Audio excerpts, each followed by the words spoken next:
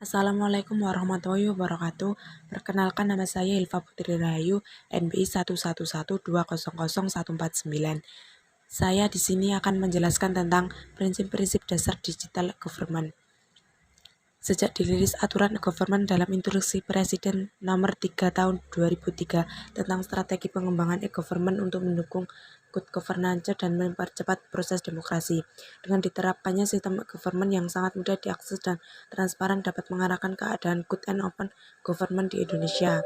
Pemerintah sendiri sudah memiliki strategi dalam menerapkan sistem e-government, yaitu 1. Mengembangkan sistem pelayanan yang handal dan dapat terjangkau masyarakat luas.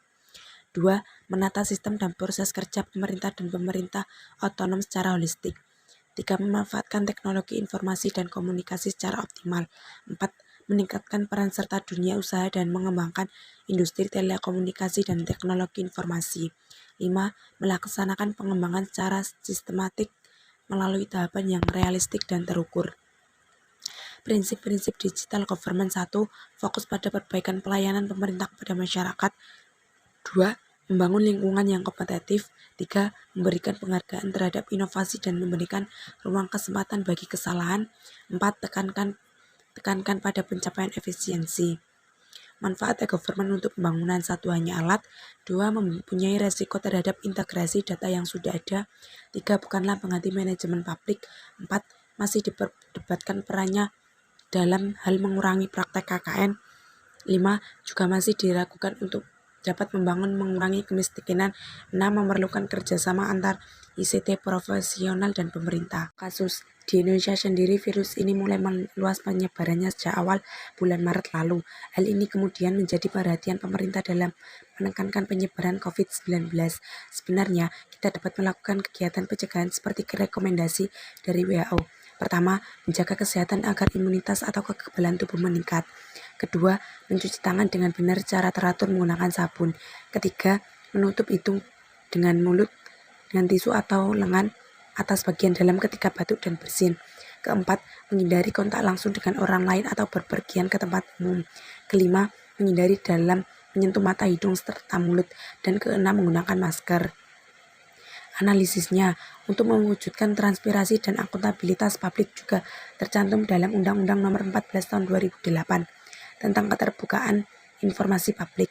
Pemerintah sendiri sudah memiliki strategi dalam menerapkan sistem e-government, yaitu mengembangkan sistem pelayanan yang handal dan dapat terjangkau masyarakat luas dengan cara pemerataan jaringan komunikasi yang merata di seluruh wilayah Indonesia, memanfaatkan teknologi informasi dan komunikasi secara optimal dengan cara memberikan informasi secara lengkap.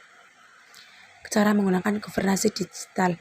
Industri digital dan bisnis rintisan atau startup berbasis digital berkembang pesat.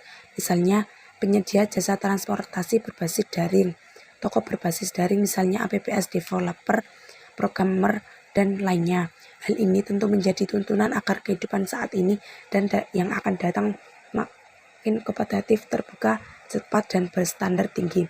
Akselerasi penerapan tata kelola pemerintahan elektronik secara menyeluruh menjadi agenda yang sangat penting dan mendesak. Ditjen Aplikasi Informatika telah mengembangkan aplikasi perkantoran yang diberi nama Simaya. Aplikasi ini merupakan digitalisasi dari Peraturan Menteri PAN dan RB Nomor 6 Tahun 2011 tentang Tata Naskah Dinas Elektronik atau TNDE di lingkungan instansi pemerintah. Aplikasi ini telah disosialisasikan melalui bimbingan teknis di beberapa instansi pemerintah baik pusat dan daerah di Indonesia.